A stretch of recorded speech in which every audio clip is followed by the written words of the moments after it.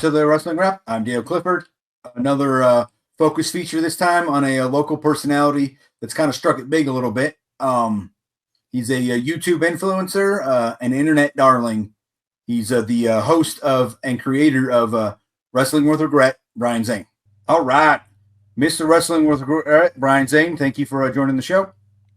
Thank you for having me. You know what? Somebody else who calls me Mr. Wrestling With Regret is the One Man Gang. That was a little nickname he had for me at the conventions when I met him several years ago. But that's awesome. That's a different story. But thank you so much for having me. It's good to talk to you because you and I, we met over a decade ago in Reno, Nevada when I was living there. And that's just when the channel really started happening, way back in 2013 was the beginning. And now all these years later, we're each running our own shows, who would have thought? Yeah. So what back then was the inspiration to even go the route of doing Wrestling With Regret?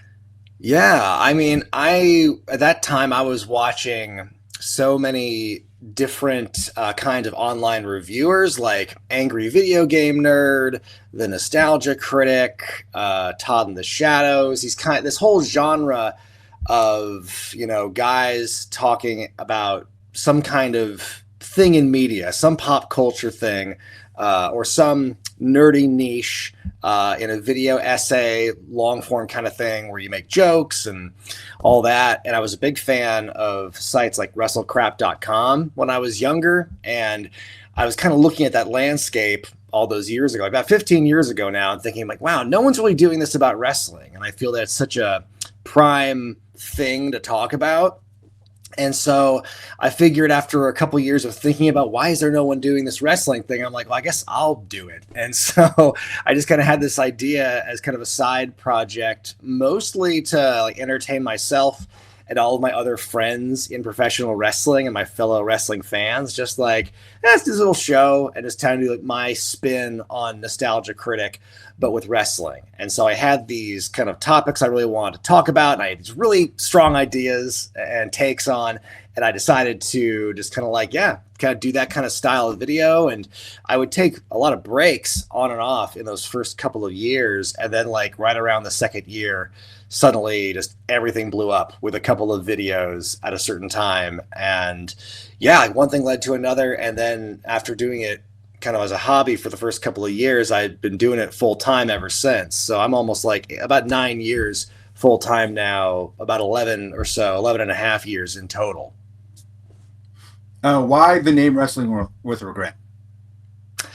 That's a good question. I don't know if I have a definitive answer for that because I think I liked the idea of calling it like wrestling with something, some kind of word with a negative connotation, because at the time the channel was like, well, here's the worst of wrestling, and I wanted it to be something alliterative, just kind of make it roll off the tongue and be a little catchy. And so the original name was, regret with an R, and then I think as I was still in the introductory phases of the channel, and I was right before I debuted, I'm like, wait a minute, let's make it 3 W's and, let's play with the language a little bit. And I think that's I kind of like thought of like, I was looking up literally on like thesaurus.com or whatever, like some words that they're synonymous with like sad or bad, and seeing the word regret, and I was like, oh, that's perfect. And then adding the W to it was just, I guess, another stroke of, spur of the moment creativity. And that's kind of where it got its start. We're just kind of thinking about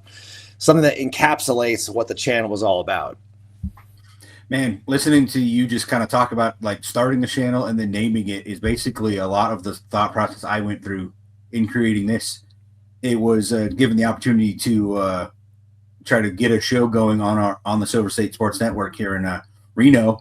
I'm like, well, no one covers professional wrestling. It's basically my number one passion. So I pitched the idea, and now we're off and running. And then obviously a little bit of that is to try to bring in some local focus to people that are local to the area. You aren't anymore. You moved away, but you were.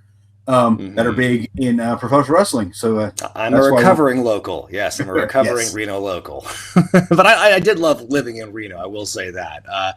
Moving to Oregon a few years ago was probably the best thing for me and my family. And also I was doing a lot more work with an organization up here called POW Pro Wrestling. and just all the things kind of like lined up, and it was perfect to come back to my home state of Oregon. And I hope to come back and do some Reno stuff, NorCal things eventually if the opportunity's there. So obviously you've been doing this show, that's your bread and butter, but I know that you had a little mix of trying to go the route of being a professional wrestler, and that might even be coming back full board here on Saturday. Let me play a clip real quick. The Wrestling With Wregret YouTube champion, Levi Shapiro. It's got a nice ring to it, doesn't it? How the hell have we gotten here, Levi? You are throwing away something that began 13 years ago at a Boys and Girls Club in Martinez, California. The crown jewel of Wrestling With Wregret, timeless Levi Shapiro.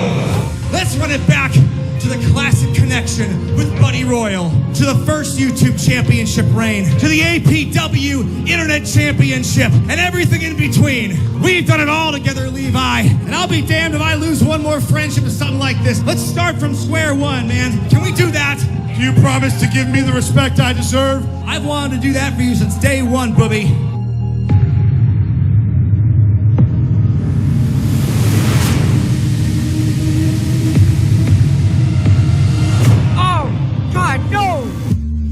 We just can't be friends anymore. Don't you forget who made this title. It sure wasn't you.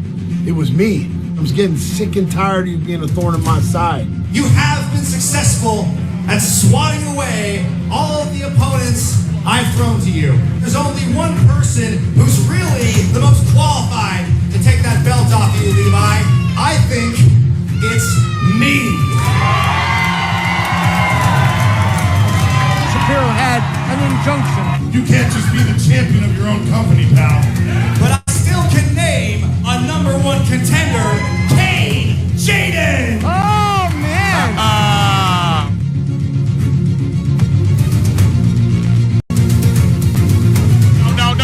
No. Yes, he got him. James got him. And Levi Shapiro, power driver. Yes.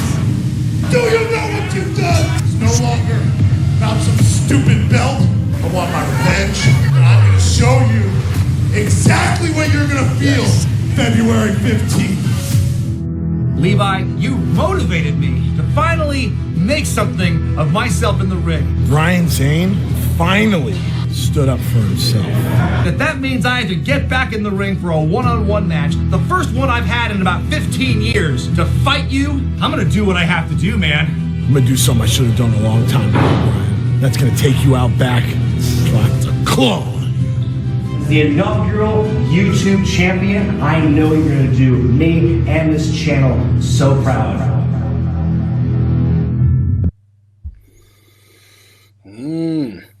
Get the goosebumps. Got the goosebumps thinking about it. Yes, that is a little preview of what's to come this Saturday. I'm going to get back in the ring to take on a former friend of mine, Levi Shapiro. And yeah, it's a long time coming. Many people who follow me on my channel know that I was a wrestler in the sense that I got in the ring and tried my best. But, it was a long journey to get here, basically. So wrestling was never my physical forte. I've been lucky enough to kind of be somebody on the sidelines, get to be in a managerial role or be more of a behind the scenes roles. So yeah, it's rare for me to even consider getting physical again. And so, but it's come to this because Shapiro, he held the YouTube championship hostage. That belt was very important to me. And, I thought it was going to be me taking the belt off him, but no, he filed an injunction. So we didn't get the title match, but now it has gotten to the point where we have to have this matchup. And so it's going to be happening this Saturday, February 15th on POW Pro Wrestling's YouTube channel. It's airing live there. And, I guess people got to really root for me because, Levi Shapiro is a really good wrestler. And even when I was a wrestler, I wasn't that much of a wrestler. So but I'm working hard. I've been working out a lot. I've lost 15 pounds for this match. And so I'm getting in shape and I want to try and show out for that one. I'm just going to say I got a little inklings of Kevin Owens, Sami Zayn from some of it because obviously he's delivering Levi's delivering the pile driver, and obviously KO's is the package pile driver, and then obviously Zayn to Zayn. It was just a little quick feel that I got from that one. Best of luck to you. Long-term friendship, yeah. Yeah. Best of luck you. to you. Break a leg. Hopefully not really, but obviously that's just the inside word there. Hopefully it goes well for you.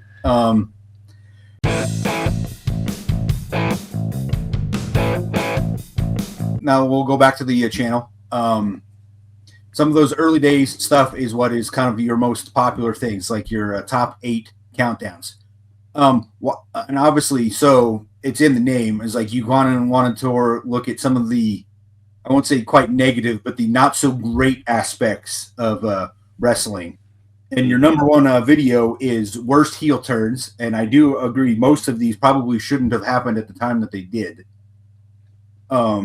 With Stone Cold obviously being number one. It's like he was kind of the John Cena role back then. It's like where everybody kind of wanted it now. It's like never really got it. I don't really know if Stone Cold ever really should have been a heel.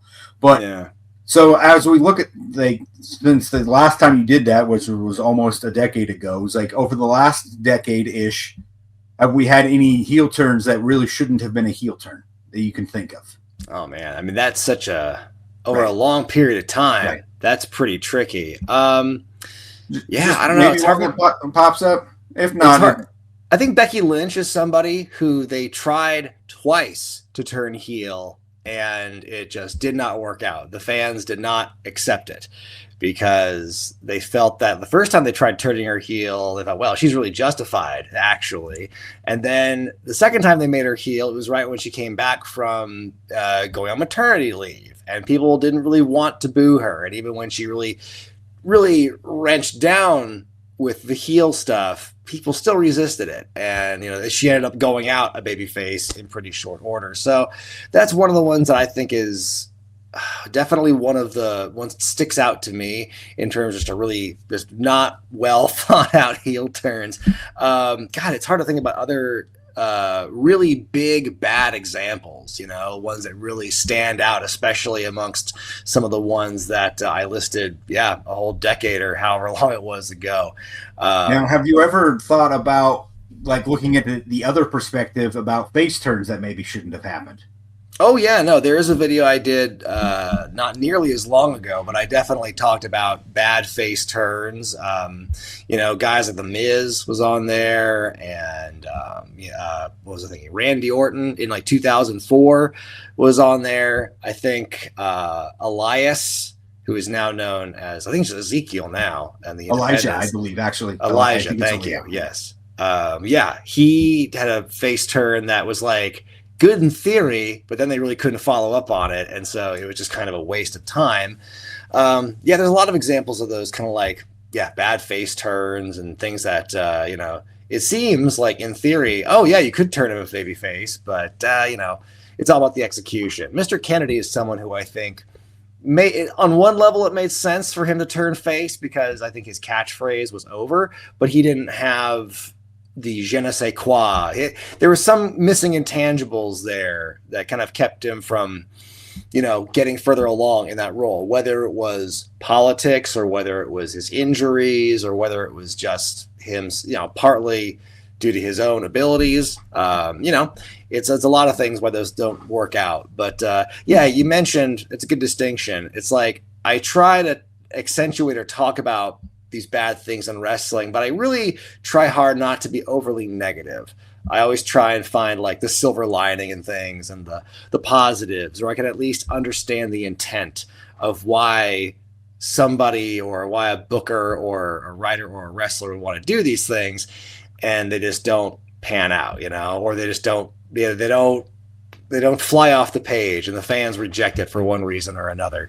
So I always try and look at it because I have that bit of perspective from being in the wrestling business. And so I think that might set me apart from other wrestling YouTubers is that I actually have some of the background. And so I can kind of get that mentality on one level, like what these wrestlers are going through. And so I try not to put the blame, or I don't try to put the onus on them necessarily if things go badly, because a lot of times they're just doing a job, and there's people who are telling them, here, you put on this outfit, and here, you say this thing in the promo. It's not necessarily the wrestler's fault that something might not be as good as it's envisioned. So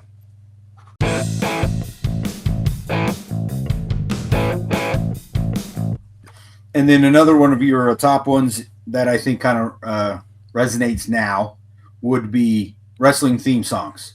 I think the biggest thing, though, I think that kind of can play now is some of those that change from NXT or a developmental area, and when they get called up, it's a completely different theme, and then everybody's like, "Well, what happened to the good one that was at the lower level? Why did we make that change?" Right? Mm-hmm. Yeah. Fun fact. Later this month, 10 years to the day after I put out my original Worst Themes Countdown, I am actually putting out a new Worst Themes Countdown. It's a whole brand new list. There's like really no repeats from the previous one, even though I think some of those from the old list are still bad. I do try to correct some mistakes I made in the original. Like I do a different Billy Gunn theme, for instance, in the list. Def Rebel.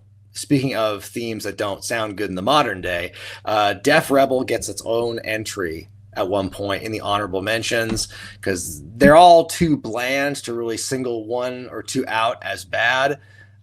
There's no good ones, but there's also no really terrible ones. But I think that is indicative of the larger problem with that band. And so they will be on the video. And there's a lot of other songs that have, in the many years since, where it's like, these actually, upon consideration, these need to go on there. And some I've got lengthy explanations as to why, and some they kind of speak for themselves. But you just have to find out when that drops. That will be February 19th, I believe, is when that video is coming out. All right, look forward to that one. And then obviously just going through the catalog is like your library, and just the extensive knowledge and deep dive on a lot of this stuff to even come across some of these things. Obviously, when you did the themes, I didn't even know about the Slam Jam album that you pulled some of those tracks from. How do you go about coming across a lot of these things? Yeah, it's like it's kind of a lot of different sources. A lot of the topics that I came up with, especially in the beginning, when it was just me, myself, and I doing all the production. And it was like I was doing all the brainstorming and coming up all these different concepts. Again, kind of lifting a little bit from that Nostalgia Critic AVGN template of like, oh, how can I apply this kind of topic to wrestling? And then over time, it's, some things that I came up with or things I would stumble upon and think, oh, this needs to be addressed. This needs to be discussed. Or I'll have fans like send me things. One of my favorite videos I ever did was about Ring of Glory, which was Vince Russo's attempt to run wrestling shows in churches and have kind of an evangelical twist to them. And I never would have heard of this if it wasn't for a fan who mailed me the first DVD. And it was one that was not sold in stores. It was sold at the church that they did the show at, many years later, and somehow they got a hold of it and they sent it to me, and I'm like, what is this? And this again needs to be addressed. And I find these little random oddball things that it's like, no one's talking about this, and I think that it needs to be brought up because they're so funny or they don't age very well, or things like that. So a lot of it just kind of comes from a great combination of things. And I have some great collaborators nowadays that I work with, who also help contribute a lot of ideas as well. And, we've got the classic pay-per-view reviews I do every other week. And that's kind of a combination of like scheduling things because like, oh, it's that time of year, or we'll have like an arc that we want to look at. And, they all help me arrange it and that sort of thing, because I've got this long list of shows I've been nominated or that have been nominated for me to review. And so, well, how do we pick from these? How do we choose all of them, or what order do we want to do it in? So, it's now it's a collaborative effort, but it's not just myself. It's not just my crew. It's not just the fans who submit things. It's just kind of a big mix of everybody.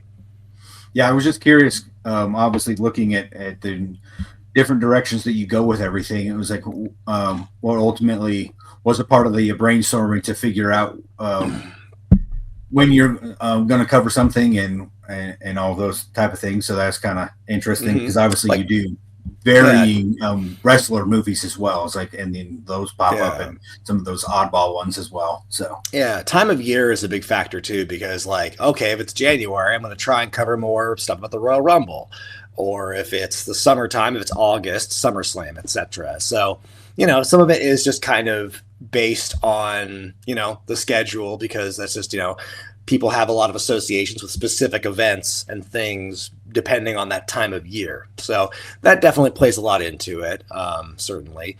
But yeah, I think it's just, it's crazy how there's so many different things out there in wrestling that we think we know, like everything there is to know. But every once in a while, you'll uncover some rock. You'll roll over a rock or something. It's, oh my God, here's this DVD of a show that 30 people saw, you know?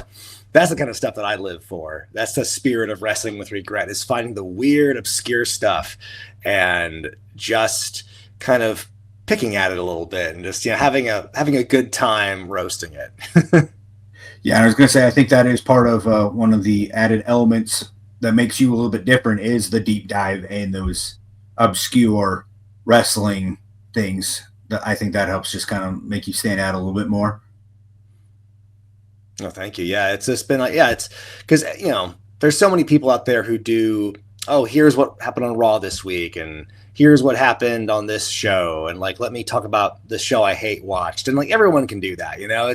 But I've always kind of prided myself on doing those topics that not everyone knows about, or like just, you know, things that aren't going to be addressed because they're not in the present. They're not like, okay, here's what just happened. Like, I think that wrestling history could be so easily forgotten. And, you know, I think it's one of the coolest things that this channel has become over the time I've been doing it. It has become kind of this encyclopedia or compendium in a way of like the bizarre, weird things in wrestling and the bad things in wrestling, the cheesy things.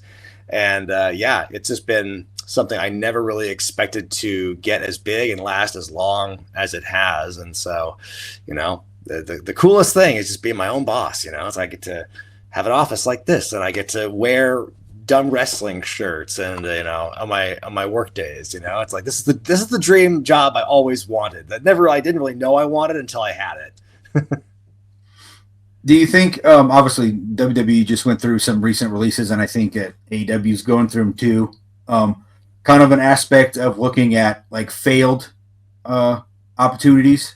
Have you ever kind of tried to look at that as like see where maybe some of the failed roster shifts or signees or call-ups that just didn't work? And yeah, I mean, I've done some degree and some variation on that kind of topic over the years. I've done things like, oh, these wrestlers who bloomed really early, got these really big early pushes, and then like soon after that just couldn't really top what they had done in their first like year or two, for instance. They couldn't quite capture it, or kind of like those face and heel turns that didn't work out for whatever reason. And, you know, shows that seem to storylines that kind of go one way, and then like because people get fired or they quit or whatever, and then the story's got to change drastically as a result.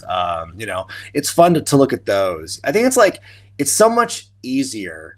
This is with everything, but it's so much easier to look back at things way in the past with hindsight than it is to cover today's wrestling. Talking about today's wrestling in many ways for me is kind of exhausting, because I'm just too old and tired to come up with takes anymore half the time with it, because it gets so contentious and people get so in their feelings about it and get so tribal. And that's something that I've worked really hard to try and distance myself from. But talking about like 25-year-old WCW stuff, oh man, I could spend hours talking about that. And like, it's just fun to talk about it. And no one's going to clap back at you and say, oh, well, actually, you know, the creative control angle was really good. And you just, you know, you got to let it play out. You know, you don't have to do that anymore because it's not the year 2000. So it's great. And I think that's the thing about wrestling is there's always going to be stuff in the past. Like if all wrestling as we know it stops tomorrow, I would still have years and years of footage and shows to look back on, and we can all do that together because it's like on the national level, on the independent level, and like territories, there's gobs of wrestling that you and I have never seen before, and like we could still catch up, and it would take our whole lives to do it. So I think that's the great thing about wrestling is it's everywhere, and it's just there's so damn much of it. Well, that's going to wrap up the time. Obviously, I think a lot more that we could have gotten into, but I do appreciate, Brian, you stopping by. Obviously, anybody looking for a show, just to search Wrestling with Wregret on YouTube. I believe that's how we can find it. And that's right. Wrestling with Wregret on YouTube. Been going strong since 2013. And you can find me on X at Z-Man Brian Zane. You can find me on Blue Sky at Brian Zane, and you can also check out my Patreon. It's patreon.com/wrestlingwithregret. But Dale, thanks so much for having me, and it's great to be back here on the local scene in northern Nevada and talking to the people. But yeah, please check out the YouTube channel. It's 381,000 subscribers and growing, so be here for all the exciting madness that goes on my channel. All right, thanks again, Brian, and good luck on Saturday. Thanks so much, Dale. Well, that wraps up this week's episode of the Wrestling Wrap. I'm Dale Clifford, and we'll see you again soon.